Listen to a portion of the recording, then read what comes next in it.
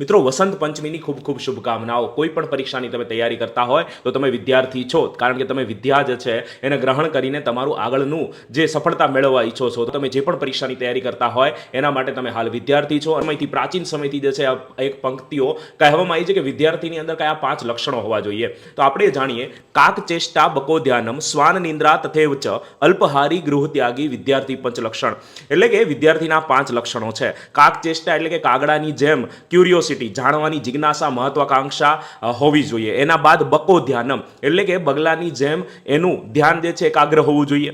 શ્વાન નિંદ્રા એટલે કે કૂતરાની જેમ ઓછું એની નિંદ્રા હોવી જોઈએ, સુવાનું હોવું જોઈએ. અને તથેવ ચ અલ્પહારી એટલે કે આવશ્યકતા અનુસાર એ આહાર લેતો હોવો જોઈએ. અને ગૃહત્યાગી એટલે કે પોતાના કમ્ફર્ટ ઝોનમાંથી બહાર નીકળીને તે શું કરવો જોઈએ, કોઈ પણ જગ્યાએ વિદ્યાના અર્થ માટે જઈ શકવો જોઈએ અને ક્યાંય પણ વાંચી શકવો જોઈએ. તો આ વિદ્યાર્થીના 5 લક્ષણ છે. આજના આ શુભ દિવસની તમામને મંગલ શુભકામનાઓ.